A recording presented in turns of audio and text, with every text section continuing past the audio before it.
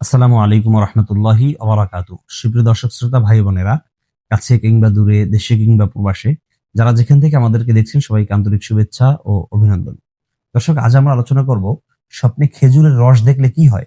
খেজুরের রস খেতে দেখা অথবা বিক্রি করতে দেখা, কোথাও থেকে সংগ্রহ করা, গাছ থেকে নামিয়ে আনা, এ ধরনের স্বপ্নগুলো আসলে কি ভালো না খারাপ? এটা কি স্বপ্নদ্রষ্টার জীবনে অনাবিল সুখ শান্তি বয়ে আনবে, নাকি অকল্যাণ আর অনিশ্চয়তা চেপে বসবে? দর্শক, সুলেমানি খামনামার ভিতরে উল্লেখ করা হয়েছে যে স্বপ্নে যদি কেউ খেজুরের রস খেতে দেখে অথবা খেজুরের রস ক্রয় করছে, বিক্রি করছে, তাহলে সেই সবগুলো খুবই ভালো স্বপ্ন। এর দ্বারা বোঝা যায় আল্লাহ তাআলা তাকে শারীরিক সুস্থতা দান করবেন, এক নাম্বার। দ্বিতীয় নাম্বার, তাকে মানসিক প্রশান্তি দান করবেন।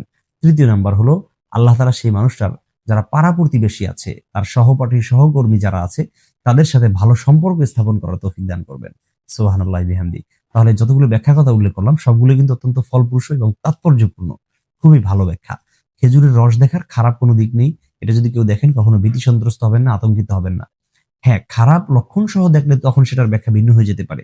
আমি খেজুরের রস নিয়ে এসেছি, হঠাৎ করে সেই রসটা বিষাক্ত হয়ে গেছে, অথবা সেই খেজুরের হাড়ি থেকে ভেঙে রস পড়ে গেছে, তাহলে সেগুলো কিন্তু বিপদের লক্ষণ, সেগুলো বিপদের আলামত, সেটার ব্যাখ্যা ভিন্ন। কিন্তু স্বাভাবিক অবস্থায় আমরা খেজুরের রস দেখলে সেটা অত্যন্ত ভালো স্বপ্ন, এখানে খারাপ কিছু নেই।